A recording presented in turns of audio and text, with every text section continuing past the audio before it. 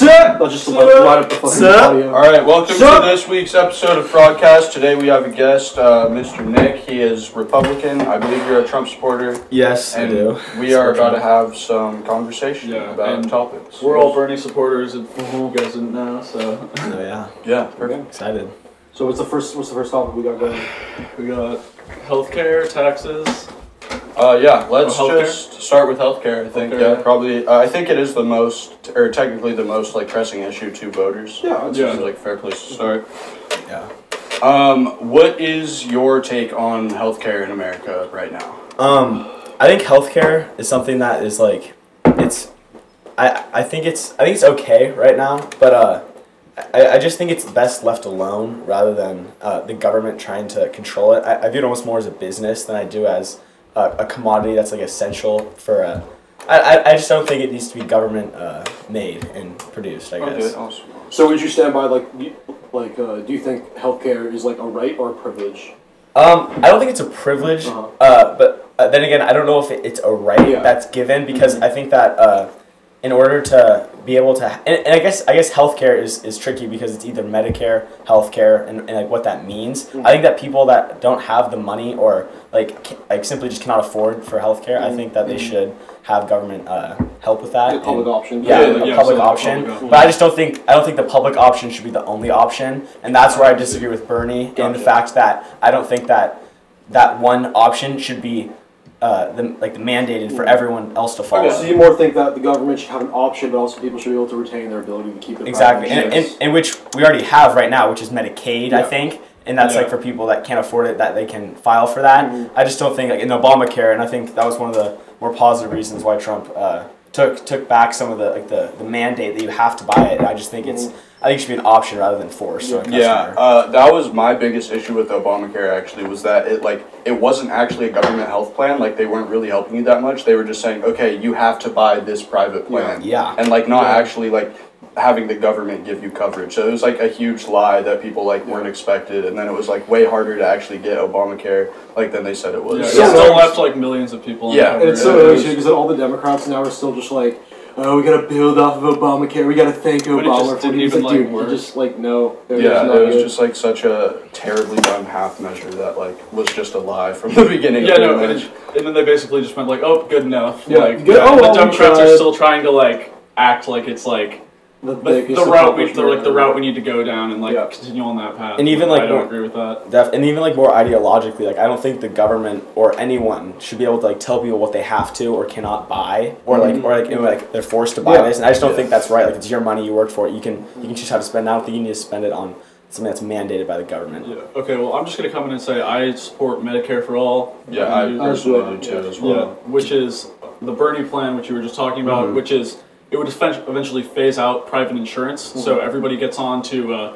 the single insurer, which would be the government, which is what they have in almost every other developed country. I believe the stat is there is 33, world recognized, there's 33 developed countries, countries that are doing their own thing now.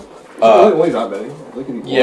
In terms of wealthy, sustainable countries, you know, and 32 of them have a universal or a single-payer system, and we are the only country in the developed world that does not. Yeah, I think the main reason is from an economic standpoint of the fact that there'll be a lot of jobs lost. I know that there could be some gain, but again, those are government jobs, and I just believe in small government, and so I think the government reaching out and trying to take more of the economy out of the economy and just bring it to the government.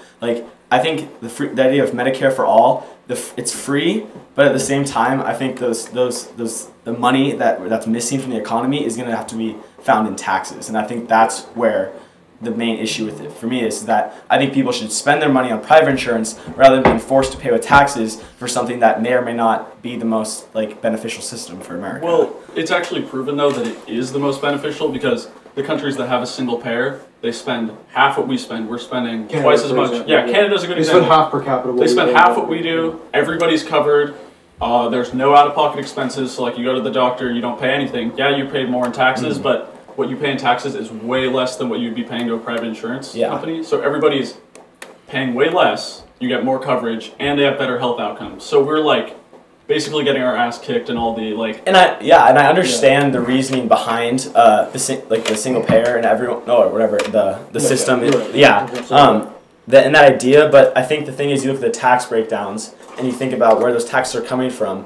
Why would someone, just because they were more successful and made more money throughout their life, why is it their obligation to pay for the health circumstances of someone else in that sense? Because let's say they can't pay for it, why is my money being put forward for someone else's health, you know? I think I got decent answer to this. I think one of the hugest like misconceptions with like Medicare for all, like raising your taxes compared to like our current system, like where like there isn't a government tax if you don't want one. Right now, like you could say, sure, you're not paying those taxes to the government, but like it's a private tax, is what it is. It's like you're paying the money, like you're paying the money that you could be paying to the government for your healthcare. Instead, you're just paying it to a company for your healthcare. And so like the concept of like, I think Medicare for all raising your taxes, like that shouldn't be talked about unless we're comparing it to the exact amount of money that you would have been spending on healthcare through a private plan. Also, wait, can I say something real quick too? So here's like the broader way I look at it is that like we're the wealthiest country on the planet, and I just think that we have no excuse to why our citizens don't have perfect healthcare. And I think that back to what you're talking about with like the why should my money like go to this, and that's like I can see where you're coming from, but also the way I look at it is that people that have that type of money, they got rich because they were in a society that benefited them, and that's something that we're all fucking apart. Well, yeah, they were in an unbalanced society. Like you could say there's always. I mean. Are you saying like privilege, like? Not necessarily. Like, there's always going to be poor people, and there's always going to be rich people. Like, just we're a capitalist society. Like, that's just what is going to happen. But also, people got rich because they were in the United States. But the thing is, like, that's fair. People don't get rich. Like, you can say it's like on your own, but it's never really on your own. You know, you get rich because you have like good people working for you, because you have good connections, because like. Yeah, it's all about who you know, and like, I don't think there's ever gonna be a balanced playing field. But I think the thing is that. You look at it, and it's whether you think you should build like the economy from the ground up or from the top down. Sure. And I think Bernie takes somewhat of a top down approach in the fact that he thinks like why is all the money at the top? We should bring it down to the bottom more so. But I just think that when you look at people who are successful, like a lot of those people at one point were in a one-bedroom apartment working hard, and they eventually grew. Like how can you fault someone for that's self-made but like rather than like the idea of the government taking that money from them is just it's like uneasy in my stomach. Well, okay, the way I see it though is that the reason that they were able to get that amount of money, like we have like Jeff Bezos for example, he has like what 150 billion or something like that. That's insane. He's a jackass. But I don't like that. The reason that they were even able to get that money is because you had rich people, because of a broken campaign finance system. You have rich people and corporations able to donate unlimited amounts of money to political campaigns, and then once politicians get that money, they say, the corporations come in and they say, hey, I gave you this money, can I get a tax cut, or can I get, some sort of federal contract or something like that, or a law that lets me pollute the, do whatever I want basically economically, and and because of that, they've exploited the system, and that's the reason why all that money has been able to come up to the top. Yeah. The reason Trump's tax bill.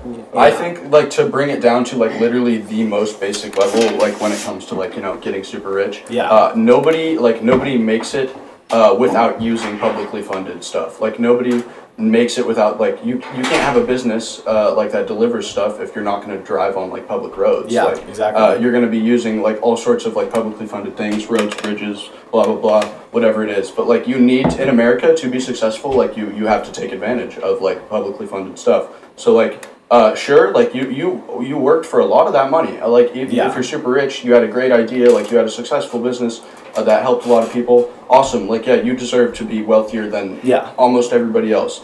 But I think just paying a fair share in taxes, like I don't think it like equates to like robbery, considering like what you are like. How you came up, like you came up off of taxpayer funded like programs, infrastructure, stuff like that. So like the idea that like you shouldn't pay any taxes, like at this point in America, like it's ridiculous. Like, I agree, but I mean you also have to think about like the people at the head of those corporations are employing like thousands of people, and that's their life. Like those thousands of people that are employed by that employer, that's their income. And they're living off what that person created. And like you think of like Bill Gates, like he created Microsoft, and And like to tell me like that didn't change everything with technology, with everything. Like, I mean, that dude's really smart. He changed a lot of lives for a lot of people. He saves lives. Like, his computers are used in hospitals. I mean, like the things these people are making are insane, and they're to the point where I believe that they do deserve that money. And this is a Republican kind of viewpoint. It's like that you believe that people at the top have a greater good in them, and like you look at Bill Gates, he owns the largest. It's like trickle down economics type stuff. Well, yeah. So like he owns the largest. What's it? I'm blanking on the word. No. Software? No, his charity. Oh yeah. Largest charity in the world. Sorry. Bill and Melinda Foundation. They give the most.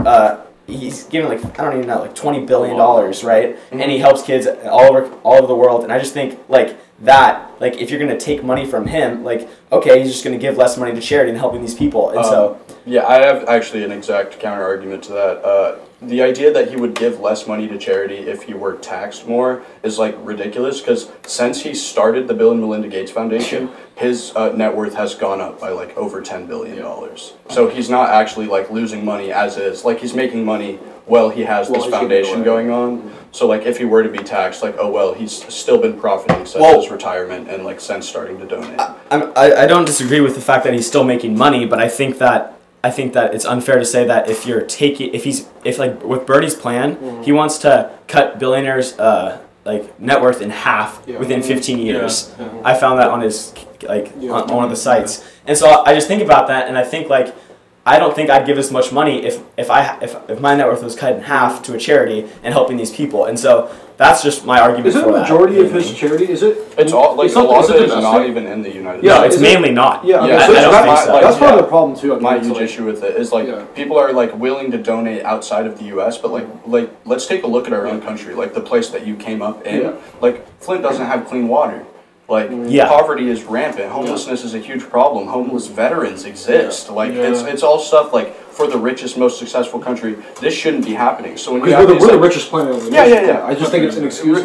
So like when we have these like mega billionaires like doing like philanthropic work in other countries, like cool, that's an awesome thing. I cannot like hate on that whatsoever. But you have to wonder like, why not help like the country where you came? Oh, I agree. I'm very much America first within like focusing on within our borders and what we can fix more so in our country. I don't like a world view. I don't think like our president should be looking out for the entire like. I mean, awesome. I mean, not like regarding. Agree on that. Like not regarding issues like climate change. I think that needs to be something that like the whole world needs to focus on. Whereas I just think like our economy. Like why are we solving other countries' economies? Like it's we elect our president. It's our country. Then we have 6 active aircraft carriers just cruising the world right now. I know. Because what do they cost? Like $27 million a day or something? Like we got hungry children in America. Like we shouldn't be extending ourselves. Anyways, let me say this real quick though. Is that I think all it comes down to is just like greed. Because again, I just think it's such a weird argument. We're just like talking about all these little things when we're just the richest nation on the planet and we just can't provide for our citizens with healthcare, even though all of these other countries are doing it. Yeah, and it just seems weird to me. Yeah, like a big misconception about Bernie is like, oh, he wants to raise everybody's taxes. Like he's gonna tax the living daylights out of you. Like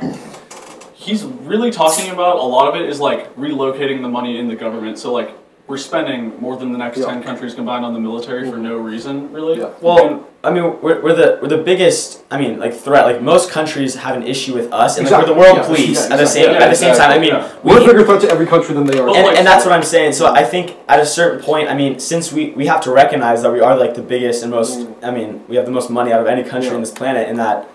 Yeah, we do need to have a bigger military than everyone else because we are at this we are in this powerful spot, and there's a lot of countries that want to cause harm to our people. Here's my take on that. We can cut our military budget by over half and still have the biggest military budget in the world, capable of protecting us against like any like threat that we face. But the thing is, the U.S. like. People don't like us. We do not have there's no danger to our country. Like Russia and China are not even a threat to us. I mean, I disagree. There's no danger to our country. I mean, there's very viable dangers. 9/11, for example. Yeah. I mean, it shows there's people that do not like our country, and that I mean, literally within certain scripture. Not scripture, but within like the Middle East, people will chant "Death to America." Yeah, sure. But I'm saying that we have a military budget that's big enough when even cut in half, we can protect ourselves from any threat we could possibly face. Because I don't know if you heard, like, this is a good example, like the Afghanistan papers that got released. Yeah. We've been in Afghanistan and like Iraq and all these countries for no reason for the past like 18. Like we've been in Afghanistan for like what 18 years now, and like these papers just got released where basically the only reason we were there is to make money for the military-industrial complex because we had troops in Afghanistan. And they didn't really have a mission. Like the generals were just telling them, "Oh, go here, oh, go here." But it came out they were there for no reason. Like there was no mission to a lot of them. So basically, we're just spending our tax money on putting our troops in harm's way for no reason. When it's just, and now our military's budget is almost $1 trillion. Like Trump just increased it to like 750 billion. Also to pay for Space Force, which is another thing. Also, just think about it from other countries' perspectives. Like, yeah, we hit the like dangers to us technically, but like we just went to the Middle East and just plopped down there and just were like, "Oh, we're gonna start, figuring some shit out." Imagine if like Iraq just like started just chilling in Texas and just being like, figuring this shit out, and then but I mean, like the government's not killing people in Texas. Like we forget that these countries, like their leaders, like that man we killed, the Baghdadi. Soleimani, both of those dudes. I mean, those are the #1 and #2 threats to national security for the United States. That statistically on the CIA website. Yeah, but what's more? What I was getting to was that those leaders. The people in those countries were suffering, like not suffering, not everyone, but people were being killed. I mean, women can't drive in those countries. I mean, like the human rights and like what those people are going through. People after Baghdadi was killed, there were freedom marches within like the cities. Certain people that are pro democracy, and they were marching because the leader who's put them under this regime is gone. And so I think that our involvement overseas is necessary. Not that I love fixing other countries, but if someone's killing people across the nation, across the world, we can't just like turn a blind eye to that. I agree with that idea. Once we have everything fixed for American citizens, I don't think we have absolutely fixed. I don't think we can walk and chew gum at the same time. Yeah, literally. I don't think we can actively be in other countries like trying to like change regimes and like literally overhaul an entire country's government and like kill a threat to that country. When we have 75,000 people dying a year. When we have like 45,000 people dying in our country because they don't have health care. When we have like just children in poverty and like we're fine with it. When we have a city that doesn't have clean water. Like there is absolutely no logical reasoning for us to be spending more in other countries on wars that do not involve U.S. citizens than on like impoverished and disenfranchised people within the U.S. It's also, don't forget that we like start those fires. Like when we were talking about, or then like all the conversation was going on about the protests in Iran, like, raiding the U.S. embassy, like, holy shit, they're dangerous. But you're just like, whoa, take a step back. Why were they, like, raiding our embassy? Oh, we were killing their civilians? And they got mad? Like we're the ones that are starting all these, like, they don't want us to be there. Yeah, like, a lot of these, like, the conflict with Iran would never have existed if we did never go to Iran. Exactly. And I was never saying I was pro, like, sending our troops over to the Middle East, but I think, like, with our embassies, like, an embassy is where you have a mutual agreement with the country. They can build this, like, place where it's technically American soil, and, like, you look at, like, what happened, what was it, in, with Hillary and Benghazi, and like that was an American embassy, and like and they was getting attacked, and she never sent troops over or like reinforcements for that embassy, and I don't know how many people died within the embassy, but a ton of American lives were lost. And so I think that when you have an agreement with the country and you have that space where it's supposed to be safe, and you have outside people attacking it, regardless of what has happened outside, I think that you should, and Trump did respond by sending a drone over rather than sending troops, which I think is smart because then you save more American lives rather than sending other troops over there. But I just think, again, like, the biggest way to save American lives is just to not be involved in the conflict in the first place. Yeah, the biggest way to save American lives is to directly try to save like American lives. So like, think about it like this, like, we're protecting our citizens, but what's like more protection? Us like being there to like fend off them? Or like we're starting a war, like, like, is that going to put us in more danger than just protecting us? We were like this close to war with Iran, and like would they're using the same Americans talking in points. safe, like that. I mean, I don't think Iran ever wanted a war with us. No, nobody does. Obviously not. I don't think anyone in the world would want a war with the United States. But the thing, and I mean, Iran is practically just surrounded by its other countries. It's controlled by the other countries. I mean, it's pretty much a pawn. It's not really a strong. They don't have a strong military. They don't have really anything. It's mainly just like ragtag. Just people that But like you look at like all the talking points they were using in order to like get us into Iran were pretty much the same as what they were saying when they were trying to get us into Iraq. Like, oh my God, this guy was like a huge threat to the United States. Like, we need to go over there and kill him and like, you know, they're saying like, well, we need to keep the peace, but that's what they said about what's the dude's name? Saddam. Yeah, Saddam. Yeah, they're saying, oh, he had weapons of mass destruction. He's gonna like kill like Americans and stuff. Like, we need to go invade. And then, like, credit to Trump for, I mean, I don't want to give him credit because he killed the guy in the first place, but, like, I was surprised that we didn't get into a war. Well, like, and Iran sent that missile that landed, a while away from our base, and that was on purpose. Yeah. I mean, you think they were trying to, I mean, if they were trying to hit it, exactly. I mean, they just had to retaliate. If they retaliated with it would have been, war, then, like, it would have been horrible. Yeah. Like, it would have just led, my issue is it would have led to the deaths of, like, U.S. citizens, it would have led to the death of people in Iran. There would have been innocent people that died. Like, all of that's just unavoidable if we're in war. So, like, I think we should never even take steps to get close to it. Let me just put this out there real quick, too, is that, like, a conversation that never happens, like, what's the end game? You know, like what are we trying to accomplish? Because, like, think about, like, we're there to protect, but all we're doing is just lighting money on fire. Okay, like, for example, like, Trump, like, he just spent, or bragged about spending, like, $3 trillion, $2 trillion to, like, you know, send military shit to Iran. And it's like, dude, that could just erase medical debt. Yeah. You know, and that could so much like, more. So free college, student loans. But instead we're just it's priorities. We just don't invest in our own country. And then we're just gonna stay there, and then we don't have a goal. And we're just gonna be like, okay, we're gonna hang out here with guns and just see what's up. And then it's just like, dude, go take care of your own country. We can't do both at the same time. Yeah, but at the same time, you have to have a foreign policy that's proactive rather than just reactive. I don't think we can just wait until. And we say there's no threat to us until another terrorist attack happens on American soil. Like what if tomorrow another thing like 9/11 happened? Then all of a sudden people would say, okay, now we need to start taking action, right? Yeah. And I think and you look at Donald Trump, for example. He was raised in New York. He was in New York when 9/11 happened. I mean, so that probably resonates with him a lot in the fact that he does think there's a threat, and I think a lot of Americans still do. Like right after 9/11 happened, all the planes changed, everything, all security. Like all of a sudden, things seems more like real than they are. Not more real, but like just a greater threat to us. Yeah. And so my issue with this. Yeah. We also got to think about how like. Didn't we kill like 90% of Al Qaeda in our first like year of being there? Oh no, yeah. So it's like, you know, we've almost eliminated ISIS too. Yeah, but it's just like, but think about it. You're like, okay, we need to. It's reactive, and we reacted, and we killed mostly all of them. And now we're just still there. You know? Yeah. Well, I was gonna say, I think everything you say about like wanting to have like good protection of our country and like preventative action against like terror attacks on U.S. soil. Yeah.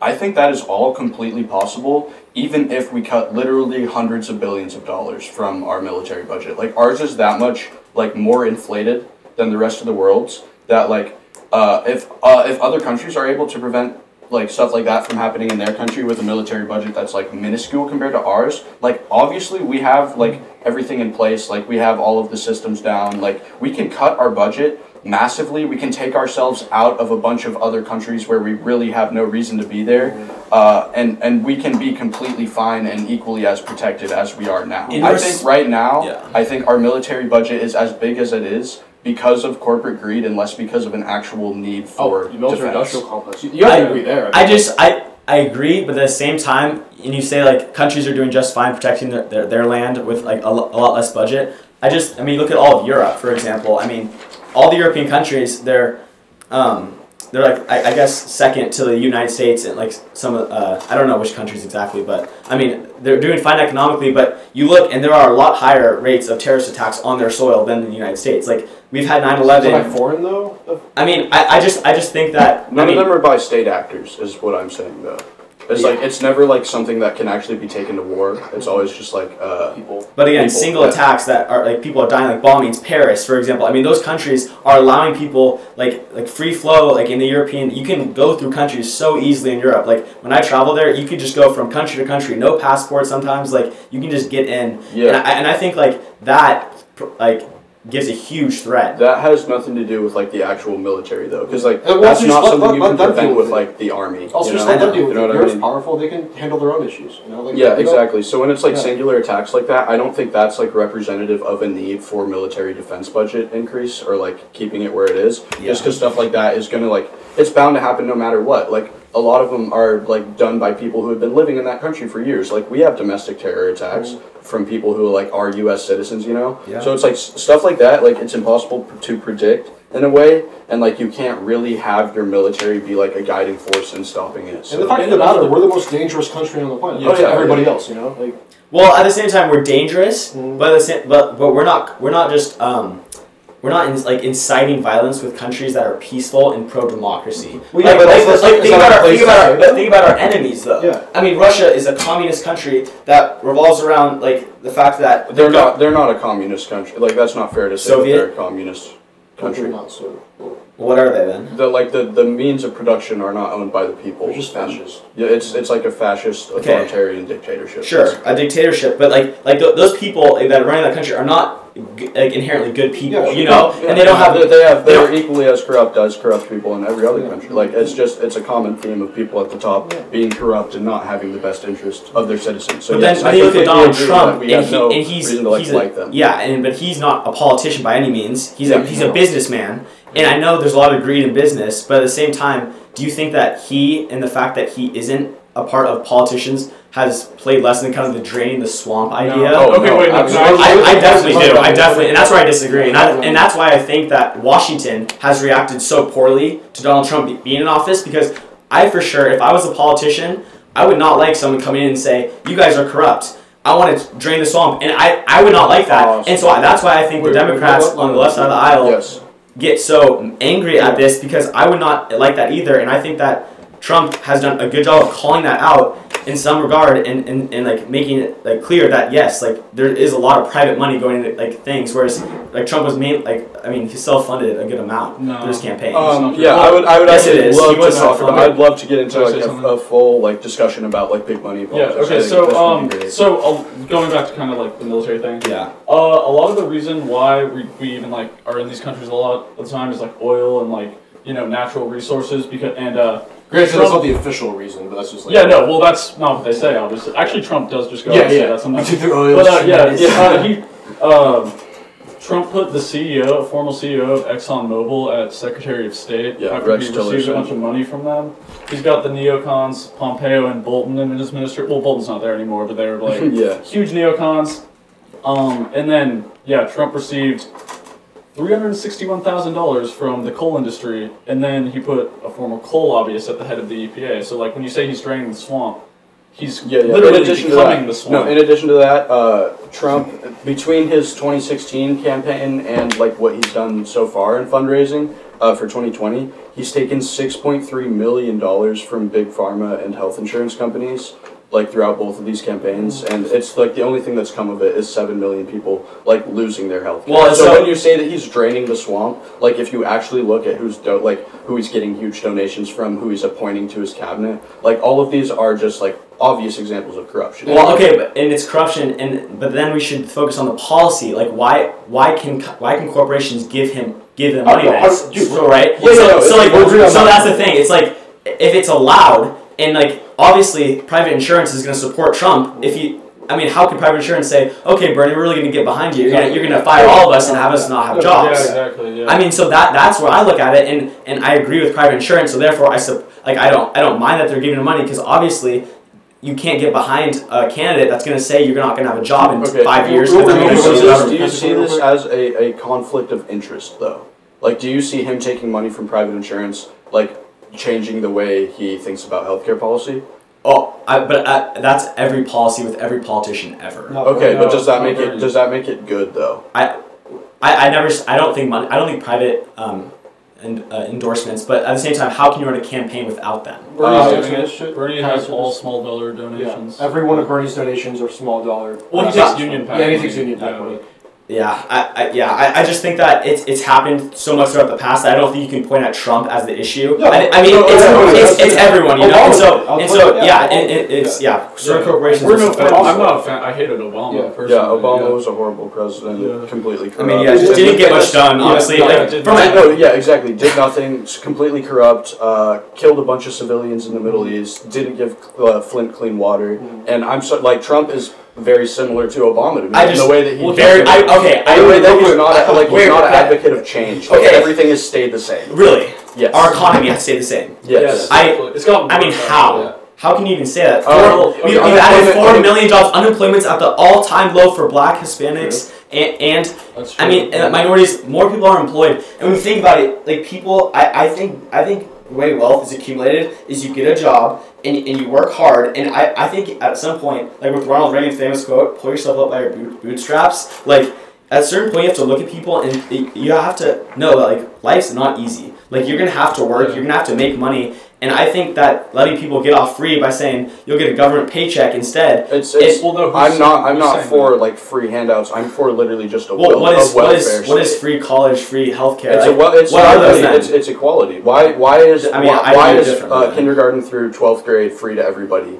Because that's basic education. Is not. Like what? I mean, you need a college degree to be successful, right? No, and that's the thing. I don't think college is and the weird thing is we live on the coast of the like Bellingham's very much a coastal town, and all the coasts are majority Democratic in the United States, like California, Washington, Oregon, until you get down south a little bit. Yes, but then you look in the middle of the country, most of those people aren't going to college. Right? Like throughout the Midwest, like people don't view college as this huge thing, but when you get out wider, and it's not a demographic thing, it is a demographic thing, but the thing is that I don't think college needs to be this mainstream thing that everyone's pushed into. I think college for a lot of people is terrible, and they shouldn't be in it at all. But there's a lot of professions that don't require a college degree. There should be a free option for college if you are a U.S. Well, I mean, I think community college provides a very affordable way affordable in what way? Like, what if you're why do we have to compromise? Why can't we just have? I don't think it's a compromise. Public college because it's not because. The thing about free college is that where's the money? Like, money doesn't just appear. It's a Wall Street transaction. So every time like they sell a stock or like do some sort of transaction on Wall Street, it's like a super modest tax. It's like 0.5% if I'm not mistaken. So Wall Street is going to pay for millions of people going to college. Yes, because that's your plan to pay for college. Yes, here's the reason for it. Back when the subprime mortgage crisis and the Great Recession happened. When Obama bailed out the banks, he did it after taking so much Wall Street money, and then he turns around and bails them out. So we bailed them out, and then we bailed them out after they bankrupted their own companies and destroyed the economy. So I think it's their turn to like bail the middle class out when we have $1.6 trillion of student loan debt, which is, by the way, a huge burden to the economy because you got millions of young people. They go to college because that's what they're encouraged to do. Like, I think we should have the best educated workforce in the world. We're the richest country. We're the richest country. Like, here's the way that I would put it. My family is like very middle class. Like, they make I don't know, probably a little above $100,000 a year combined. My mom's a teacher. My dad's an electrician. They could not afford to send me to college without taking out massive debts. And like when like my brother, like he's a dependent of them too. It just like it doesn't make a lot of sense as like a middle class family. And like I'm like very fortunate. I was very fortunate growing up. Like there was nothing ever I really didn't have to worry about like my parents affording. And like when you have like middle class families like worried about like, oh God, can I do this? Like can I send him to like whatever college he like wants to go to? I think that's just like not very telling of like who we should be as a country, considering like we are the richest country in the world. We have like a lot of success compared to other countries in a lot of different areas. There's no reason not to keep investing in the country to make it better, like giving the ability to go to college to every single person like who wants to be able to do it and like has the prerequisites, you know what I mean? Like anybody who's like very like driven and like I want to go to college, maybe my parents can't afford to send me, I still want to go, like they should be able to. They should be able to get that education so they could join the workforce, keep going up and up and up at the same rate that somebody with a family who could afford to send them to college would, but then like the value of the education you look at and the fact that like whoever told you that you can like So like you go to college, you get a job, and that job is better because you went to college. You get paid more. It's basically just preference. Like there's opportunities to make more money at the beginning for sure when you have a college degree, but like there's plenty of people who go the route of not going to college. It's not for them, and they still turn out to be completely successful, sometimes more successful than college students. I just think college education should be an option. It shouldn't necessarily be forced, but hey, you can do this if you want to because you're an American citizen and we have a great country, you know? Yeah, I just don't think that, I don't think you can just,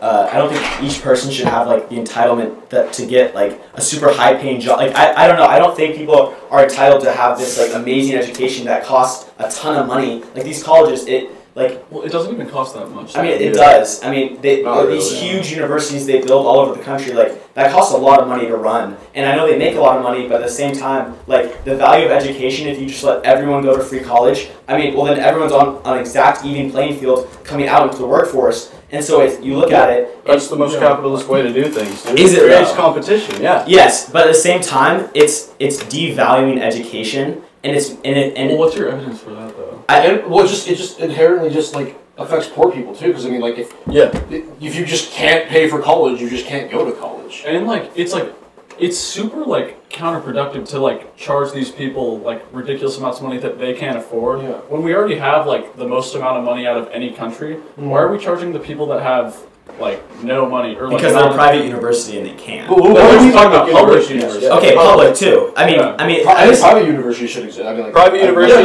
That's I don't fine give a with me. shit if they exist. So that way you can still go get a private. But the thing is that I agree. There's an issue. Student debt. I mean, people are in debt from it, and it is an issue. But I just don't think I can view it as in like everything can be perfect, and I don't think that we can just take other people's money to pay for someone else's education. I know we did that through K through 12, but at the same time, that like everyone agrees that's basic. Whereas I don't agree that college is a necessity for everyone, and that needs to be. And I think that community college does provide an rather affordable. And especially if you're lower income, very much impoverished, it's a super low cost to go there. And if you work a job, you can pay for it. And so I think that's. Well, yeah, but why is that? That's like taxpayer subsidy. What? That's like taxpayer subsidy. Well, yeah. Like why can they give scholarships to poor people? You know, like where's that money come from? Yes, scholarships. So, exactly. So it's like that is just a different and lesser measure of helping like impoverished people get through college. Why not? Yeah, I don't think it should be a handout to them. Just a 4-year university that costs a lot of money that they don't have, and I don't think that that's fair just to give them. That's coming out of someone else's pocket. Well, no. Do you think? I'm sorry. Oh, Aiden, go ahead. Yeah. Okay. Like what it honestly just comes down to is just like corporate greed and profit based, or like versus like what people can get from the government. So like I don't value all these companies and CEOs making more money than just people having healthcare in college. Like I'm all for they made their own money, but there's to an extent where like I don't care if they have like so much money if we're not being able to take care of our own. Let's establish the baseline that all of these taxes to like create free college for Medicare for all, this will not turn rich people poor. Yeah. Like rich people will still be rich. Yeah. They will still have money for the rest of their lives. For the rest of their families' lives, extended families' lives, like none of these like measures are actually going to decrease the net worth of rich people to the point where they have to worry about a single thing. They can already the 1% can barely they wouldn't be able to spend all the money in one lifetime. Literally, it's impossible to try. Yeah. And it's like, really, are we like valuing that? Like they're just being that massively rich, and yeah, sure they did it themselves. I don't even agree with that. Like let's just say it like that. We have so many. We have people that just die because they don't have healthcare. We need to look they at got rich in a system that we put them in. It's just like they got to give back. And the idea that free college costs a lot, just isn't true. It's only about $60 billion, and we just increased the. I mean, if you look at how much money is spent on college in the United States, and we're talking about college tuition. Yeah. Okay, college tuition in the United States, like the total. I mean, I don't even know the number. It's huge, and that money. To pay those professors the same exact thing, the same exact practices, let's say, keep going on, that number would be a huge number to tax. $60 billion. I guarantee you tuition's higher. No. The total tuition throughout the whole United States. Look at the free college plan. It's like the military budget increase that we just did to pay for Space Force, like a third of that would have funded free college. So like to say that it's so expensive when we're just already spending way more of that on the military for something that we don't need at all. It's just like not true that that's a law, because we're just valuing things wrong. Like, why are we valuing Space Force over ensuring healthcare to our citizens? It's just we have the money. We're so rich, but we're valuing all the wrong things. So like, let's go away from that. Let's think about like the healthcare itself. Let's say we do we get rid of all privatization of healthcare. Where are those people, like those people that have those jobs, what are they supposed to do? Because like the huge insurance companies like Geico, Allstate, they employ thousands and thousands of people in the United States. So built into the Medicare for All transition plan is all the workers in the insurance companies are guaranteed 5 years full pay, full benefits, healthcare, everything, and new job training, and job priority in Medicare or another healthcare job that they will have. So then, there's going to be people that get a new job, and it's going to be probably a better paying union job because it'll be like a government job. So they'll get full benefits, they'll have a union, have new jobs, 5 years full pay, they're guaranteed, they're going to be completely fine. And we stop the 30 to 45,000 people dying every year, the 500,000 medical bankruptcies, we're going to have better health outcomes, we're going to save everybody money. So it's just like a win-win for everybody. Just to play the angry liberal, like, honestly, I care way more about people having health care than insurance executives losing their jobs. Yeah, because especially like with Bernie's plan, if you actually read it, these guys aren't going to be like having to get a low-paying job. Like they're literally. Well, I'm sure he says that. 5 years of their. Well, I know this is a literal. Do you think anyone that's working insurance could somehow vote for someone that's saying that they're going to lose their job?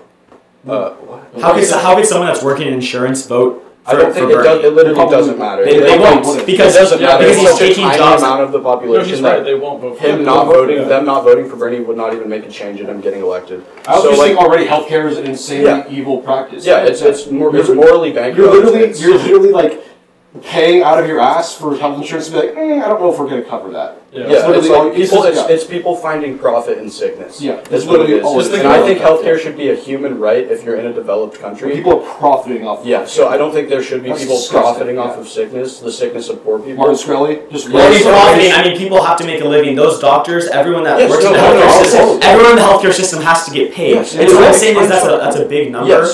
Compared and no, but here's the thing with Bernie's plan, those people would have 5 years where they're making exactly as much money as they were or more, and they have job training, so it's like they can do job training benefits, they can find something in the medical field, medical industry, insurance industry. Like they have 5 years to do it, being paid. Like there's no worry about them becoming like homeless because they don't have a job. So an example of this is like in the United States, we used to have driver's ed at every school, and it was a government-funded program. Like so the government would like all fund it and that. But instead, a couple years, I don't know how many years ago, they canceled that and they allowed for privatization of driver schools. And that's why you see like acceleration in Bellingham and all these things. And so that's just adding jobs to the economy. And I know that you guys are for more government jobs through healthcare and employ people through that and union jobs. But I just think when you start taking jobs out of our economy and bringing it just to the centralized government, I view that as it's not taking jobs though. I mean, I'm just saying those jobs are all government funded, and I like the idea of people paying money towards other people, not towards the government. I like the idea of people being able to afford driver's ed. Yeah, think about it. Like we're all fortunate enough to pay for driver's ed. Since it's privatized, some people have to wait. I know people whose families could not afford to put them through driver's ed because it took away a government job. And in addition to that, if you can't afford to do driver's ed, you can't get your driver's license until you're 18. You save up some money so you can do it yourself. Real quick. And then that in effect decreases the ability for people to get jobs. If you can't drive a car. If you don't have your license, you can't get a car. That just makes it harder for you to become employed. But then, you can say that about anything, in the fact that should the government provide everything for everyone? Should the government buy everyone a car? You know what I mean? That's what I'm saying. What I'm saying is that if you're for more jobs, people being able to drive creates more jobs and the ability for people to get jobs. I just think in a very general sense. I haven't seen, and I guess the U.S. I mean, I don't know if you guys agree. We're the most successful government in the world. No, we're successful. Our citizens have. We have the biggest economy. We have the biggest economy. But we're not more successful as a governing body than anyone. How? Because we're the richest. I mean, we're the richest. Sure. Our citizens are not as well off. Okay, from a monetary standpoint, we are the most best off country. Yeah, it's all stacked at the top. Is my. But I believe. I mean, I disagree. I mean, the people in America that are impoverished compared to other countries, like our impoverished people are still compared rich to other people in other countries. For sure. So when you talk about like the well-being of life, I mean, other countries do it better than us. That's all I'm saying. We do it good, but there's countries can do it better than us. I mean, I disagree because we have the most money. I mean, it's hard to like argue. Well, no, I agree that we have the most money. I disagree that we deal with poverty and like our citizens. If you have quality of life, like you go to like Scandinavian countries, like they have like no homelessness, like way less poverty. I mean, they have healthcare for all their citizens. It's like we could be a country like that if we really wanted to. There's nothing holding us back. I think the main thing holding us back from it is that we have I mean, I don't even know, 30 times the amount of people of those countries combined probably, and that we're such a massive scale to the point where we can't ask other people to pay out of pocket. Whereas Scandinavian, I mean, all those people are very homogenous with their heritage, like where they're from. I mean, they're all white, majority. They all come from like very similar backgrounds, and whereas America is like a melting pot. We have people coming across borders. We have, I mean, it's true, and we have a very big difference in demographic compared to those countries. And I just think it's not fair to compare a small sample size and say that we can test it on America. I don't think that's a smart take. I have an exact response to that. Like the concept that like this stuff would be unpopular in America, it's simply just wrong. The American Barometer survey had Medicare for All supported by 70% of Americans in 2018, and there was also a Reuters Ipsos poll that had the exact same results. Well, so when it's not phrased to people as Bernie Sanders Medicare for All, like from a corporate news company like CNN, like MSNBC, like Fox, just from one of those stations saying that Bernie Sanders Medicare for All, like obviously people are not going to like it as much, but when it's phrased to them as single-payer healthcare system, everyone's covered, costs you less money, they're like, oh, yes, obviously. So that's why it's supported, by so many people in America. Also, I just think the idea of free is... Okay, yeah. Just, think about it. How does Canada pay half per capita than what we do? I'm not saying they pay half of what we do. They pay half per capita. Well, okay. So, we could easily afford it. I don't understand. Well, if you're saying since it's on such a large sample size, I would even be fine with doing each state doing their own version of it. Well, see, that's something where I can get behind. I just hate the idea of the federal government saying something and mandating it through all states, because states, if you look in Texas compared to Washington, I mean, we're not the same. I mean, the way of life is different there, in different ways of making money. And so I think that when you look at it, is that I'm fine with states lobbying for, if the state wants to have Medicare for all, they can have it, and it can be state funded, because I do support state-run programs and states' rights. And I think the United States has looked at it, and this is why I have an issue with Bernie's stance on it, is because he thinks the federal government has to fix it. It's the federal government's job. It's the federal government's job, and they need to make this huge plan that's going to renovate everything. Yeah, sure. But I just think America has done pretty dang well as a country, and that if we're going to all of a sudden change a huge part of our country and our different policies, I think we should take a second look at it, because we're already better. We're already pretty well off. So here's the way I look at it is that, first of all, say that we don't want the power to be in the government. The other option is the power to be in private insurance. You're gonna get. But those are people. But so is the government. Okay, all it does is come down to the politics. Okay, here's what I'm saying. I just hate government. I hate the idea. I do. The government fucking sucks sometimes. But why give more money to them to let them do more things? Giving them more money. But we're not. It's not the government that I want to give the money to. It's the person who's running the government that I want to give it to. It's the politician that I trust. Yeah, I don't want to give any government or any money to our current government or any government that we've had in the past. But if we had somebody there who wasn't taking corporate money, who was banning big money in politics, it would literally change the way that we look at politics in America, to the point where corruption, you just couldn't get away with that anymore. And so when the government is putting these policies in place, they're completely transparent at this point. It's stuff that people actually want. It's not based on corporate interests or corporate greed. So something like Medicare for All, that is not something that all of America would have a huge issue with and be like, oh my god. Also, it's just I think a lot of it's people something very simple. Healthcare is a human right, and it just guarantees healthcare to everybody. Then that's not something that we should be afraid of letting our government handle. What is the government there to do, right? It's to take care of the people. And when it's obvious that when it's in a private system, when you have the companies controlling it, it's simply not working. We're having 30 to 45,000 people die every year because they don't have health care. This is something our government should step in and say, hey, this is wrong. Let's fix this. Let's make sure all of our citizens are accounted for, you know? I agree. Let me just say one thing. Real quick. I just think that, like ideologically, the government and saying that the federal government can solve these huge problems that are going on in our country, like people dying every year. I just think that saying the federal government can fix it, I haven't seen in the past. And like what you said with like the Trump administration, you don't want to give a ton of money to him. Like what if Trump said, I want to raise taxes on everyone. Which he did. So well, I mean he's cut taxes for rich people. A ton of we'll not get into that right now. But the thing is that we have a two-party system in America. So at a certain point, you're gonna have a president you don't like in office. You know, like if they don't, even if you're same party, you're not gonna trust them. And so that is where I think the fact is that if you limit government control, you won't be going through these like super ups. Oh, Bernie gets elected. Well, what if next year a huge Republican gets elected? So that's where I think limiting the power of the federal government to allow to take away power from the president and people in charge, I think that's beneficial because it doesn't make it as extreme. Because if you allow for the federal government to control every aspect of our lives, it's gonna create an overarching control that is just not needed. And I think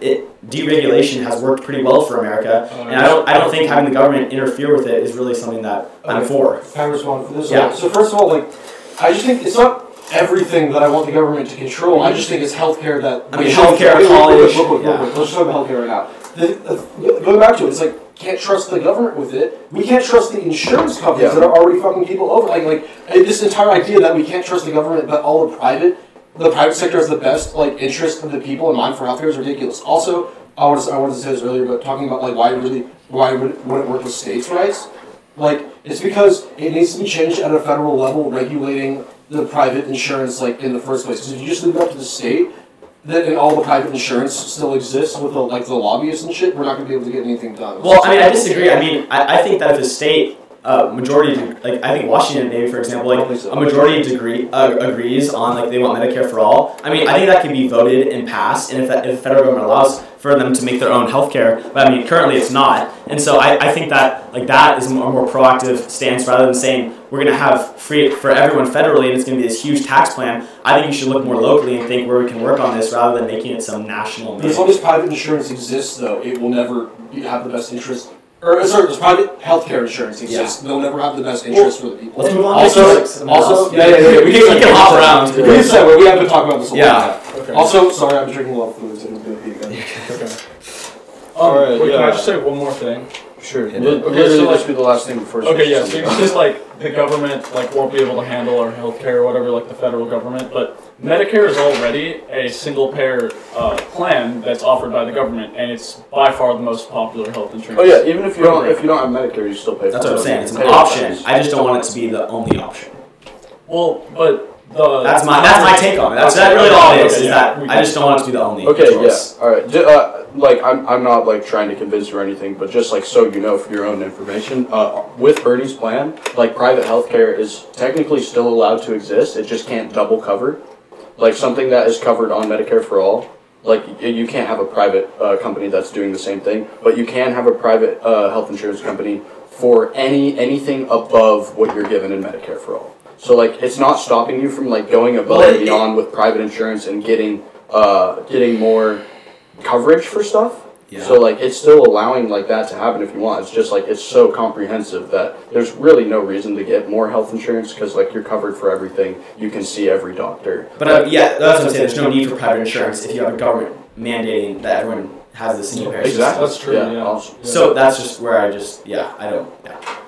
Alright, yeah. Should we go on guns or? We can talk about guns. Yeah, I honestly feel we're gonna agree. Really? Yeah. Okay. I'm down to talk about guns though. For sure. You guys think guns good, or you want to ban some, or you want to take them? Yeah, I can give you my exact take on it. Yeah. I don't think guns should be banned. I think certain guns should be banned. I think bump stocks are bad. I think they should be banned. I think fully automatic should be banned. I think like high-capacity magazines for semi-automatic guns should be banned. Because like at the end of the day, there's no fucking need for any of this. Unless you're trying to kill a person, you don't need a 45-round mag for like a AR-15. I don't think AR-15 should be banned. I think they're cool guns. They're fun to shoot. They should be legal to anybody who can legally like obtain one. I think background checks should be mandatory for everyone, every gun purchase, no matter what. I think we should close loopholes like the gun show loophole, and we should like we probably shouldn't sell guns in just like grocery stores, like stuff like that. Like I don't think you should be able to like buy guns at Walmart. I think it should be 18 is fine for like the age to buy guns, but I think everything else like that's age banned should be brought down to 18 as well. I think 18 should be the age for every single thing in America. Yeah, I agree pretty much mainly on those, except for like banning just the modifications and stuff. I just think about it and like you say, there's no need for it, and I agree. But like when you look at like the founders and like what they said, like the government, like the militia, and like and the fact that you can have against a tyrannical government that you can have like protection, and you look at police officers though.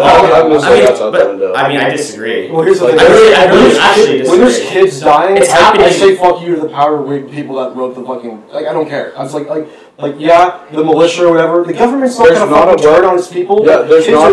The thing is, there's literally not. There's not well-regulated militias. Yeah, so well-regulated. The wording of the Second Amendment, like it doesn't hold true. It's been changed, and I'm fine with it being changed. I think we just need to adapt to like modern times. I just think it's a lot of your perspective on it, and you don't think there's like you look in the Midwest.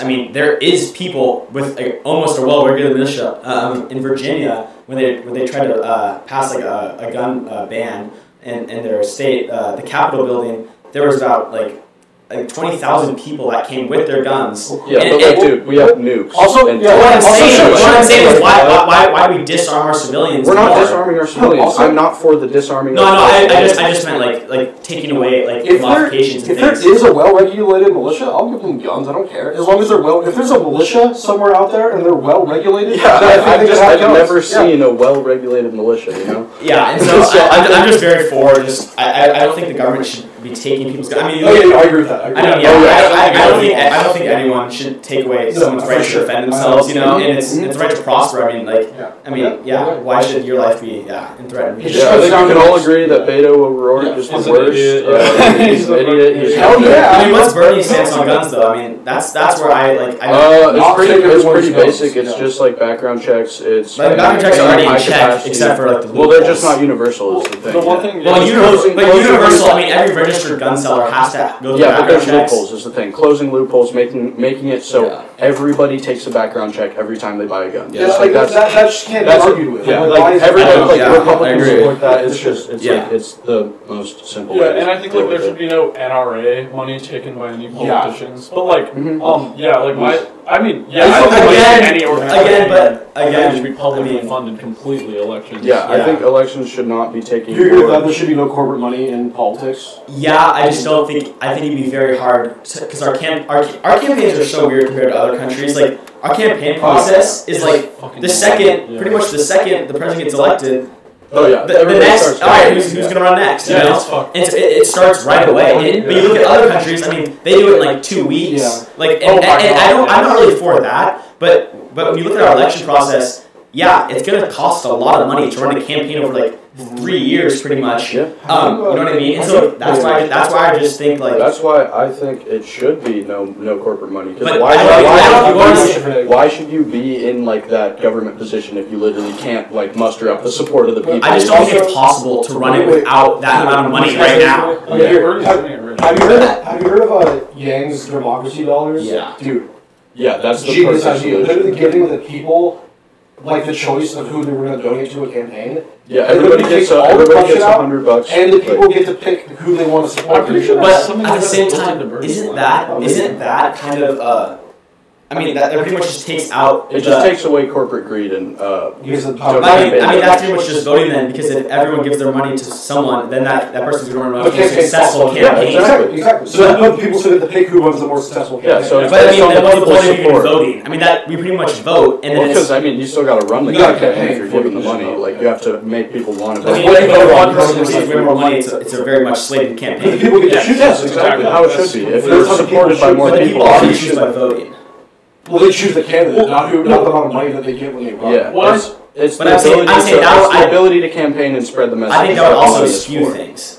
It could, because here's how it would skew things, though. It would skew things in the direction of, like, actual, like, representation of voters, like, of the constituents. It wouldn't skew things, because right now, it's skewed in, like, these corporations having more power than the average person. Like, when it comes to, like, donating to campaigns and, like, what they're going to get out of it. Okay. So I think we should skew it the other direction. But at the same time, I mean, it's, like, if you think about this, like, the person that owns that huge corporation, like the NRA, he has this amount of money that he owns. I mean, shouldn't he be allowed to spend his money how he likes? No, not with politics. You think about it. So it's because it's buying power.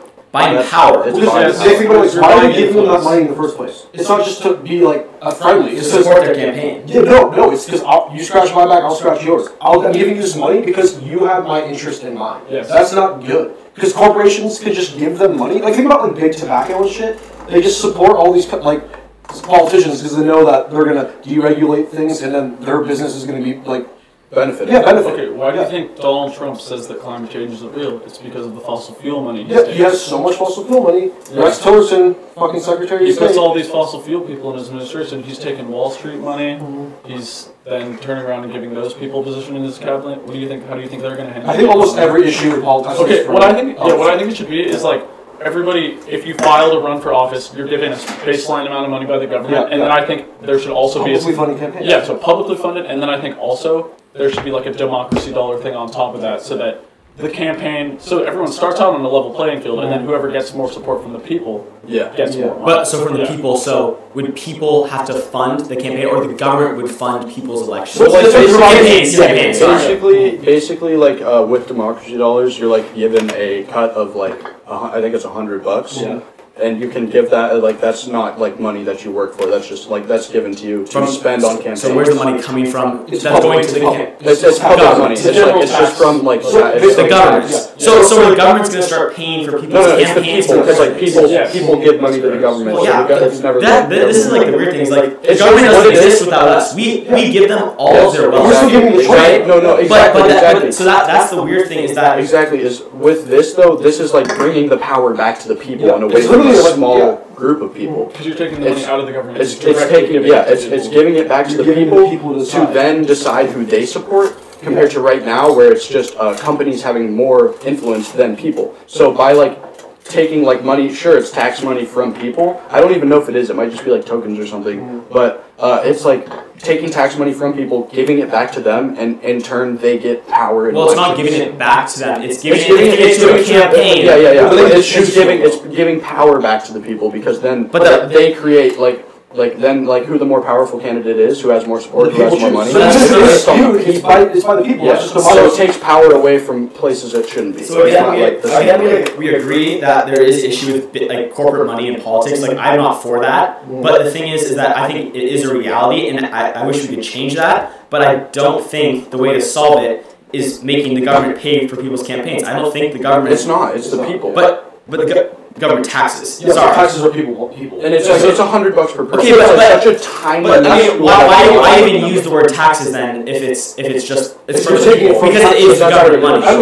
I'm not saying that it's a tax on them. It's pretty much the people get to look at the government and all of their money and be like, okay, instead of corporations funding these campaigns, this one random person gets to be like, okay, I want to give this money to this candidate because it's a democracy and we're giving the power back to the people. It's literally like, that's a Republican ideal, man. I agree with that in a sense, but I just don't think that having the government pay for campaigns makes much sense to me. I think it makes perfect sense. I think it makes perfect sense. I think it's just like, it's a public duty. Yeah, no, I don't think the government should pay for campaign. They should pay for maybe a little bit of it so like everybody can get their foot in the door, you know what I mean? But after that, it should all be on the people. I think the voters, the people of the United States should have more power than anybody else in an election. They should be the ones deciding who's the front runner, who's in second. Instead of a corporation. Do you guys think electoral college is fair? No, not at all. I mean, with gerrymandering existing... And okay, aside from gerrymandering, like, do you think that the process is fair? No, because superdelegates exist. Okay, but this is my biggest argument for it not being fair. Do you think that we should go to a general like percentage of like a popular. Yeah, popular. I think. Well, for what's the answer? I think you should adjust. It should be proportional representation in each state, as well as adjusting the number of delegates from each state, so that it's actually somebody in California's vote counts as much as somebody in Wyoming's vote. Yeah, because that's the issue. If you're arguing against that, you by definition are arguing against a democratic system. Otherwise, one person's vote counts just as much as another person. You don't think our elections are democratic? Think about the process. Think about a Republican in Washington. Your vote literally doesn't matter. Do you want to know where? But if you went to a popular vote, then your vote matters. Listen, the only campaigns would be run in California, Texas, and New York. You think that any politician would ever come to Washington? Well, no, because if it was for a popular vote, then it would be campaigning for everybody, not just for like a set amount of electoral college votes. That's why Hillary did not even bother going to Washington in 2016.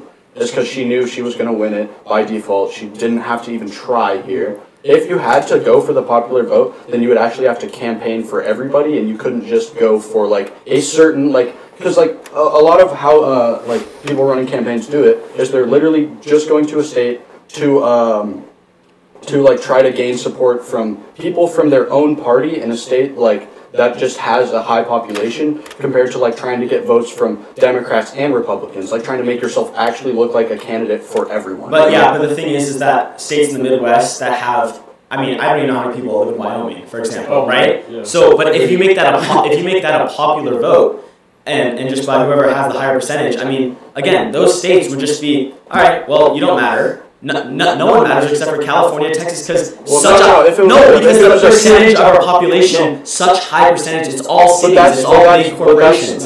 Everyone lives in cities. Yeah, but that's basing it off of electoral college votes. No, I'm talking about just it's not a majority. What I'm saying is majority. Your vote counts as much as anybody else's. What I'm saying is, what he's saying is that politicians would be more incentivized to campaign. They would. Oh well, sure. Which is true. What I'm saying is California, Texas, and New York would decide elections. That's what I'm saying. Because other people's votes are obsolete compared to. They already do. Are you saying that's different? Think about it. I'm saying Donald Trump won the election because he won the Midwest. We already have a set few states that win elections, so that it's a flawed. But what I'm saying is it would increase the amount. Yeah, sure. I guess I was thinking about it wrong, but. Also, the reason I don't think our system is democratic is the 2016 primary. They had the scales tipped against Bernie Sanders from day one. Even media was against him. And Trump. Well, that's what happens with parties. Is that they choose one candidate and then it's that, and they want Hillary. Dude, all three of us hate Hillary. I hate the Democratic Party so much because the DNC literally put their own superdelegates to decide the election. If Bernie very well could have won had the superdelegates not been a factor, but. He would have won. From the time the voting started, they had all the super delegates behind Hillary, so everyone thought that she was just blowing him out of the water when he wasn't. Yeah, and it changed the public's view. Well, and it comes down to false polling and who even does the polls? Anyone can put out a poll. Okay, a great example of this is Yang did not qualify for the last Democratic debate because he qualified in every single poll except for the one that they accepted. Well, and it goes to show that they pick and choose exactly who does well. It's called the racehorse system. It's whoever's in front of a poll, all the attention's on them. They're in the center of the stage, and they get way more media coverage. They get way more time, and so that's where that's pretty much what decides elections is the idea that you focus on whoever just because they're ahead in one poll. All of a sudden, they're going to be the main focus, and most likely going to be the primary. That's what's funny about Bernie, though, is that he's literally by a lot of measurements the most popular, but yet. So much corporate media just hates him, so he gets literally no attention. Yeah, so that theory just doesn't even take effect on them because they're all so scared of him that they won't give. But it's funny because you're right though. It's because especially the Democratic Party, they'll see one candidate and then they'll just lash their claws onto them, and it's just they've done it with almost every single candidate. They started at some point. You knew Obama was winning before. I think they just it's tough because the Democratic Party is just so stupid. But then you think about the alternatives, like what can we do then to even it out? And it's hard because like if a person is polling terribly, I mean, why should they be allowed to go debate on the stage in front of everyone? You know, but so it's like just the polls that they accept. It's just like sketchy. They like pick and choose what polls count so that they can put their own candidate that they want. The DNC is just overall just and like the media is totally in communication with like Fox is in communication with the RNC and the Republicans. Like Trump probably has a say over almost everything that they put out, and then the same with like CNN and MSNBC. They're acting as propaganda arms. Yeah, they act as propaganda arms of their respective parties. It's just gross. Corporate media is awful. It's awful. And they have their own candidates that they're picking out and choosing. But again, media, freedom of press. I mean, we got a lot of cover because I don't think banning anyone is going to do anything. No, I know you guys aren't for that. I was just saying, like, I mean, the alternative is just tough. It's tough. Yeah, it is what it is. It's unfortunate that so many like viewers just don't like see it for what it is. And so many people are like not uneducated. They just don't know. Care enough to look into it. And I mean, that, I think, is what, in part, won Trump the election. I mean, if you think about it, I mean, how much free coverage he got from the media, from mainly Democrats. He knew how to control I remember a time, during the election that, like, every single day, Washington Post would come out an article with Trump in the headline. I mean, and CNN, I mean, he's always on it. And so when people just, it's name recognition. I mean, you look at a ballot, Donald Trump, I see him everywhere. I mean, and it's kind of true, and it's like a backhanded... it's like if I see him everywhere, he must be doing something right. And the thing is like they give him so much attention, and I mean, I think the Democrats would be better off just like saying, all right, like F you, if you disagree with him, whatever, stop putting his name everywhere because it's not helping you do anything. It's because of ratings. The entire Democratic Party, the entire Democratic Party, they'll be like, oh, you hate Trump? Oh, you hate Trump too? Oh, so that's true. That's what I hate about some of the debates, and I appreciate that Bernie can actually, he's the one that calls him out for it. He'll say, guys, can we stop talking about Trump? Like, we have issues we want to talk about, but like, I mean, yeah, everyone is just so focused on Trump, and it's like, well, he won, it's over, you gotta move on. Well, a reason, like, the media, and impeachment is not helping. It's the same thing. It was so funny, like, right after impeachment was announced, he had like his best fundraising day. Like, is the Nancy Pelosi? Yeah. And the longer it keeps going on, the longer people are going to lose interest and lose faith in the Democrats that are pursuing him. It's like, what if he was guilty? And also Joe Biden. It just only helps Joe Biden because also Warren and Bernie, they're like stuck away at these hearings now because they're fucking senators. So now it's just Buttigieg and Biden are like, oh, Nancy Pelosi, like. Probably one of the factors I think she's just stupid is because she wanted to help. The funny thing is Nancy Pelosi wasn't for impeachment, and then all of a sudden she goes, okay, we'll impeach him right now. Nancy Pelosi is literally Trump's puppet. I swear. He basically Trump literally said he like wanted Nancy Pelosi. That's sure, yeah. Why does Trump want Nancy Pelosi? You know how easy it is for him to take advantage. She's literally she does that. The Democrats have done it. Everything wrong. Like in opposing Trump just gets whatever he wants, and it's like, wow, great job, guys. You're really controlling the House. For all the wrong reasons. Then all the Democrats also just vote for his like military bills. I hate you, Trump, but yeah, here's all this money. Go ahead. They've been arguing like, oh my God, Trump is like, he's a maniac, like he shouldn't be in control of the military, and then, oh wait, I want to give him billions of dollars. I was actually quite surprised though by Trump's reaction to like the foreign policy and his foreign policy within that, and I thought he was going to be a lot more reactionary. I think he's actually like held a pretty good temperament, just even in general throughout what's happened. I don't think he's done things that are really out of question, like in that like extreme.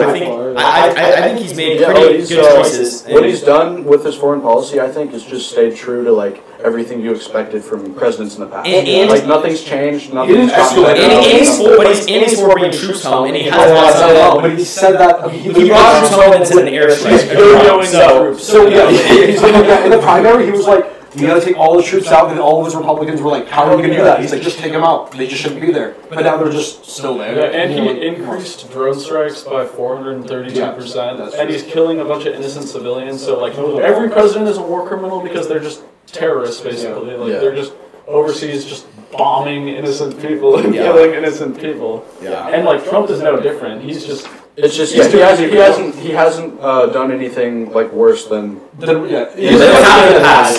But I honestly wouldn't be surprised if we go to war with Iran. Honestly, like I wouldn't. At this point, it's not happening. I think that it could happen, but I mean, I wouldn't be surprised. But what even is a war with Iran? Is us if they retaliate? I mean, but we wouldn't even invade. Well, here's the thing. All it would come down to is the only way I can see is that invading Iran is if the military-industrial complex was hard enough. If they found out that they could make money by going down, because like think about it, Iran doesn't want to go to war with us, so we're the ones that decide. The only reason we would go to war with them is just like there's a money-making opportunity. It's just literally. I don't think that's the only reason. I think that if they were to send retaliation, I think that would be like a reason to send. So they just have military. They just don't want to war with us. I don't think it's going to happen. Yeah, so. me neither. Let's talk about the wall. The wall? Oh, okay, yeah. I'm actually pro-wall, and I wrote an essay on why we should have a wall. And for me, it's pretty simple, and it comes down to money again. You look at illegal immigration. Illegal immigration costs hundreds of $millions a year from taxpayer dollars, and that's coming from government-funded programs like welfare, right? Where we give people money. But if they're undocumented, then these people are receiving money from the government that's coming out of taxpayers' wallets, which I think is unfair. And I think the wall within the first couple of months would pay for itself. People will freak out about the $50 billion going towards that. I mean, it's hundreds of billions every year from illegal immigration. So I don't think that. I just think there's better uses of our money. That's like I don't know, like it's just. Yeah, and like I mean, there's also just like a lot of people that come here and overstay visas and stuff. Yeah. So like the wall wouldn't stop all illegal immigration. I don't know what percentage of people just like come over the border. Yeah. But I mean, well, that's the thing, we don't even know. I mean, it's literally like we're guessing how many people are here because they're undocumented. We don't even have them registered, so it's almost like a guessing game. And my biggest issue with like a pretty popular Democratic view on it is that there's no issue at the border. And that's, I've heard it said many times to me, like in my school, that there isn't an issue, and I think that's pretty ignorant because you look at it, yeah, of course there's no issue for us. We live in Washington State. We're the farthest possible away from the border, and I have my family that lives in Texas, that it is an issue there. There are a ton of illegal immigrants that live right like near them. They know them. They're their friends, and they know them. But at the same time, there's people that are coming across the border with bad intentions, with drugs and killing people. And for them, it is a real issue. Like police officers are getting shot, I think it is an issue that's warranted for change. Yeah. I think the wall is a horrible way to deal with our immigration problem because, like, the fact of the matter is, 90% of illegal immigrants just overstay visas. They just come on planes, like, legally. They're here on a work visa, visit, something like that, and they just overstay it, and that's what makes them an illegal immigrant. Like, the idea that the border is the main problem is just wrong. Well, I mean, we should not be putting all of our effort on, anti-illegal immigration on the border. We should just be, like, actually keeping track of people with visas and what they're doing with them, because that would be huge. If we actually kept track of visas and stuff like that, that would be a much bigger if you're looking to deport people, that's how you would find more people, is keeping track of visas. And the wall is that's what everybody thinks of when it comes to illegal immigration, but it's just not the majority, and it shouldn't be treated. But the thing is that there's in Arizona. And I think this was in January of last year, they had 70,000 people just in the border of Arizona cross legally, and they were caught. And so you think about the numbers behind that. I mean, that is a huge amount of people that are coming. And you look at America, I mean, a lot of the things that affect us with fentanyl and these drugs that are coming to our country, I mean, they're coming from somewhere. And drug traffickers come across the southern border and they're just flooding our country. And I don't think that should be allowed. I don't think we can turn a blind eye. I mean, that's a large amount of people. Illegal immigration is bad, and it shouldn't be allowed. I'm all for the only people immigrating into the country, being completely legal citizens who have no bad intentions. Yeah. But when you talk about drug trafficking, I could order fentanyl to my house on my computer right now. We shouldn't be thinking of this as the main thing to like deal with the drug war especially, like that just shouldn't even like. The war on drugs is. Yeah.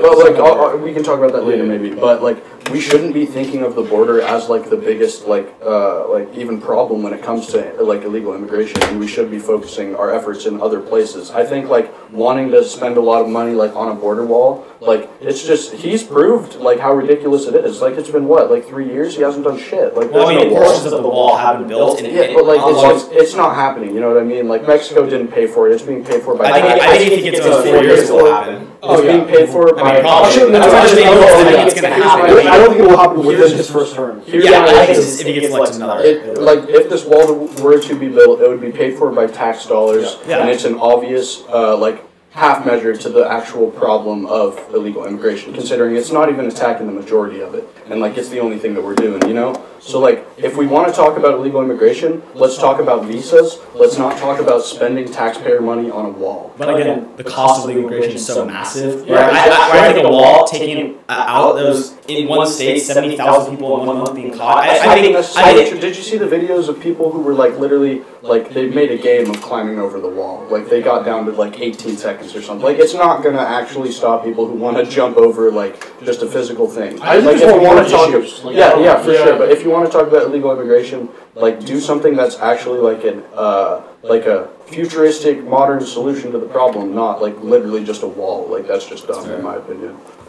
Yeah, I agree. I think we should be more strict on visas and make sure it's actually enforced. I don't know why. Yeah, I have like a funny story with that. Like I worked at a Christian camp like 2 summers ago. I was a counselor, and they hired a bunch of like international staff. Yeah. And this one guy he was from the Netherlands. Yeah, he got deported because he was at the immigration office, and they were like asking him about his visa, and they're like, "So this is a work visa?" And he's like, "Yeah, I work here." And he's like, "So what do you do?" And he's like, "Oh, I work at a camp. I'm paid under the table." And they're just like, "Oh, wait a minute, yeah, get out of here." Yeah. Like, if we just had more of that stuff, I guess, and like just keeping track of visas, I think we would see a huge decrease in illegal immigration. Definitely. Yeah. All right. Another topic? Oh, we should do the economy. Oh, yeah, that's a good topic. General economy, sure. The economy. Yeah. I'm down. Trump's economy. I think like the Trump tax bill. I can start us off maybe. Yeah, go for it. I just think America is a capitalist country. I mean, that's what it was founded on, and it's continued that. We have the longest running constitution in the world. And so I think our economic success and the fact that we are the richest country, I think that is because of capitalism and the idea of a free market and the ability that you can choose to buy and sell whatever you want. And like any day I could come out and say I have a new company and it's a company and I could sell something to someone. And I think and I think capitalism allows for the most people to be employed, which is being proven true by the record low unemployment rates we're seeing right now. And so I think like for economy, like the fact that everyone can get a job if they want one, if they're looking for work, I think that capitalism provides the best way for people to. Yeah. Can I just like explain like my baseline idea? Yeah, I just like capitalism, but only when it's regulated.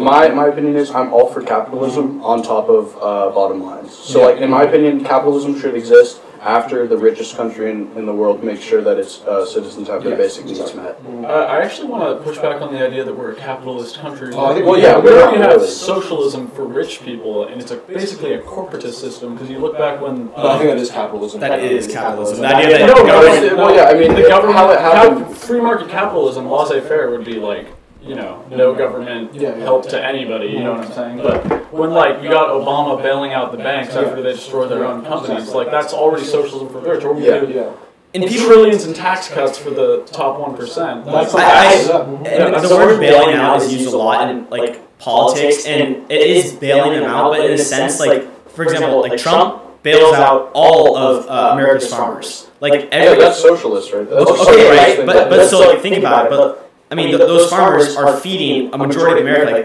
those crops are spread everywhere. You're arguing for socialism. I'm arguing. I'm not arguing for socialism. Just I hate socialism. I'm 100% the government does not touch our money and allows people to make choices every day and spend the money how they like it. I don't think the government should have any involvement. Why do we bail people out and give fuck? So why do we bail farmers out? Let me explain. Because I think that certain certain areas need subsidies because they provide such a large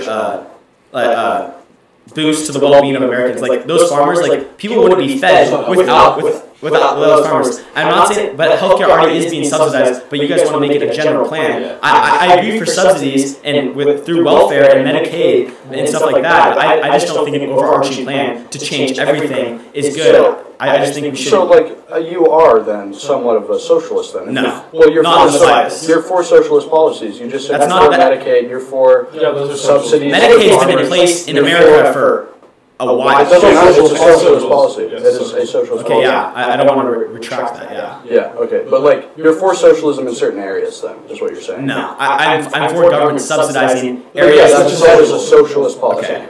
Sure. So, okay. But I'm not for socialism. Yeah. Okay. Because socialism has it's confusing because what do you mean is socialism, right? Because then anything can be socialism. It is like you can, like Bernie Sanders isn't socialism. He's like not a he claims to be a socialist, a democratic socialist, but like at the end of the day, he is for capitalism on top of basic needs being met, so he's not really a socialist. He's anti-rich people. Yeah, no. He's like fine. He's not anti-rich people. He's telling all the rich people he's going to cut their net worth in half. Yeah, that's rich people will still exist. Rich people will still exist. He said he doesn't want any billionaires in the country. I hate that idea. Why? I hate the idea that a politician can stand up on a stage and tell you you can't have that much money because you worked hard for it. You can't. I'm going to take that money. If they didn't work hard, why are we all rich? You know, it's so easy. I mean, these people did something. He invented technology. They did something. I mean, the fact is discredit them with all their hard earnings and all the jobs they created for the economy. That's the thing. That's a very shallow view on the entire like idea of being rich, because you have to look at how did these people get rich? Sure, they had a great idea. Do they deserve this much money? No, because they got it all off the backs of the system. They benefit from like socialist policy. They benefit from like literally inheriting wealth from like their dead parents, dead grandparents. Like you can't say that they worked hard for every dime that they have. Like when you have to like see how did they make this money? Was it from keeping people poor? Was it from like minimum wage jobs that they kept minimum wage even though they were sitting on billions? Like these people are making them money, but they're paying them as little as they possibly can. So like it's not hard work to get that rich. And it's taking advantage of the system. Yeah. Once you get that rich, I know. I'm talking about like it takes a lot of hard work to get rich, but once you get so at a billionaire level, you're fucking somebody over. So at a certain point, you view that people have money that they're inherently don't deserve it, and that the government should take some. Yeah. And credit support. And I just do not. Okay. Yeah. I don't think that's morally correct that people have the entitlement to say that person's money, I need it. And you look at people that are successful, like that live very, very happy lives.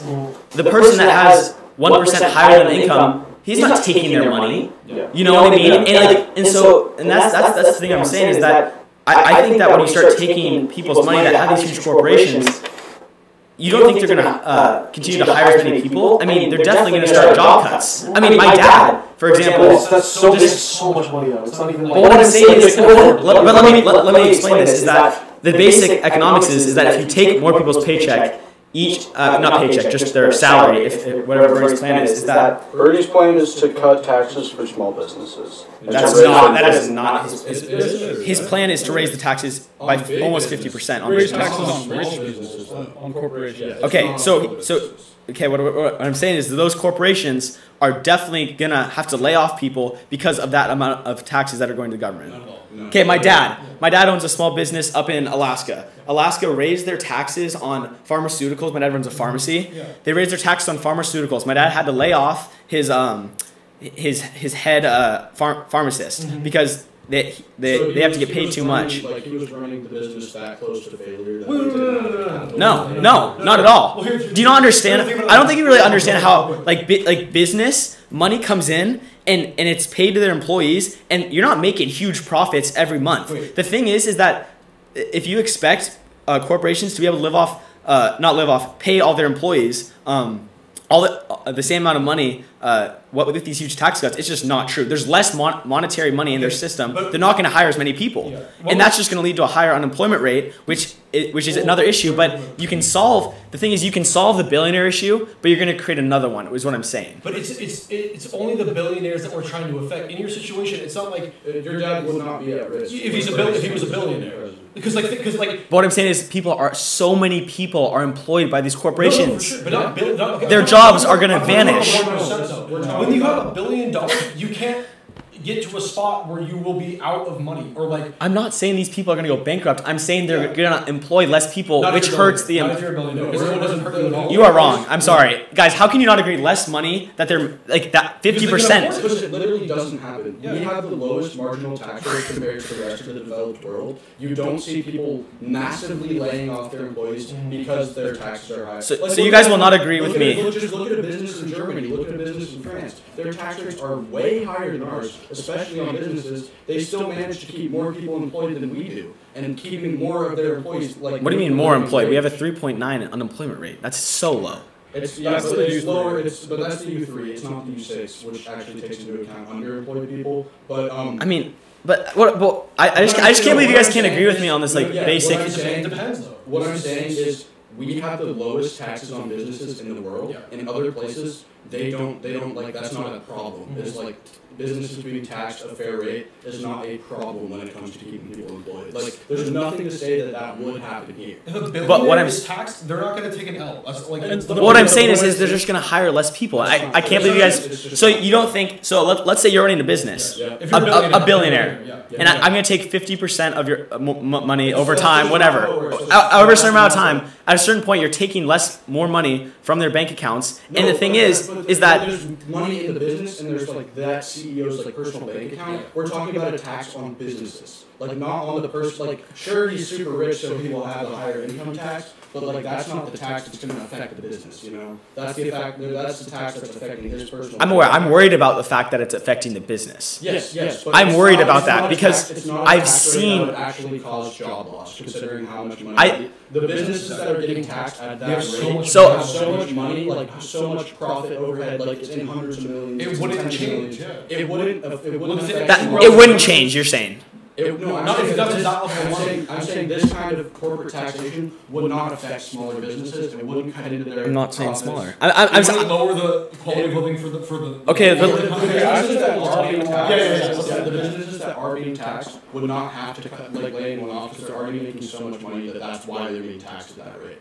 Yeah. So the way I see it is that. Like we're worrying about like taking like all these rich people's money and like we're doing like oh my god like you can't take somebody else's money, you know. But at the same time, I view it as morally incorrect. Yeah, you view that as morally incorrect. But what I view as morally incorrect is that we have like 78% of the country living paycheck to paycheck. Is that Bill Gates' fault? No.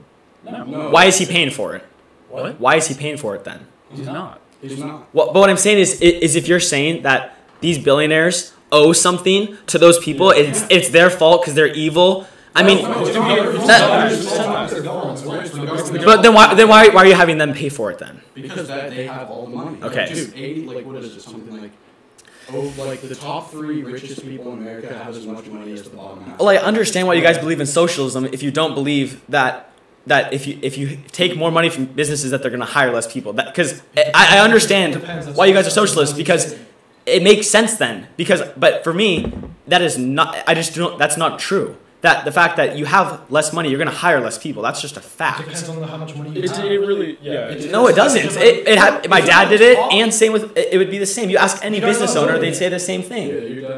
I'm not saying he is. 1%, dude. They literally have so much money that they couldn't possibly spend all on talking about like multinational conglomerate businesses. I'm aware. Amazon paid nothing in taxes last year. Yeah, like how is that fair? Because they employ hundreds of thousands of people. Dirt wages. Yeah, dirt wages. My cousin makes an amazing wage working off Amazon. Because of Bernie. That is not because Bernie hasn't done anything. He forced them to raise their wages to $50 like a majority of Amazon workers were making minimum wage until Bernie Sanders like literally. And why is that bad? Why is minimum wage something that's bad? It's not livable, dude. Like these people are creating so much value for the top, like for the top of the company. Why does Bezos have $150 billion when there's because he employs all of them. For what? They're making. They wouldn't have a job without him. That's not true. They would have a job somewhere else maybe, but they're making minimum wage either way, and people are getting rich off of them not like being successful. And on top of that, when people get paid almost just Dickie McGee's Act and they get like nothing in their they get nothing in their pockets. They can't afford rent, can't afford any of the shit. What do? They go to the government plans, like the welfare programs, and then we end up subsidizing Walmart, for example, which pays their workers in some cases $7.25 an hour. I gotta give them soon. Yeah. Okay. I got like 5 minutes. Yeah. But gives them nothing. They have no benefits, no nothing. They go to the government programs. So we're subsidizing Walmart, where they're the richest family in the country. So it's like, why are we subsidizing the richest family in the country when they should be actually adequately paying their employees? And they're going to be fine. Like, they can do that and they won't have to. And they're already outsourcing jobs too. And so when you raise minimum, and this is another aspect of it. My dad, the minimum wage is extremely high in Alaska too. So he has to pay. I'm guessing like, I don't know, 14 or something. Someone search it. Anyway, so when you raise minimum wage, do you think that people would hire less people if they have to pay each worker more? Well, there's actually been studies. I'm just asking. And it's been, it doesn't lead to an uptick in unemployment, raising the minimum wage. Alaska minimum wage is $9.89. Never mind. But I don't know. All I know is it raised, and my dad had to lay off another worker. And the thing is that when you start making people pay people more, they're just going to hire less people. In some cases, yes. But if again we're talking in almost all cases, you're right in your scenario. I'm talking about people that are like inconceivably richer than that. But what I'm saying is federal government mandates a higher minimum wage. We're not talking about this affecting businesses to that are at the level where they would be. Like, we're talking only about like huge, massive businesses having their taxes raised, so they actually pay a fair share. Like, so they pay the same amount that a small business does. Does it make any sense that we have small businesses paying less in tax or paying more in taxes than Amazon? Like, it's backwards. Like, yeah, I don't know.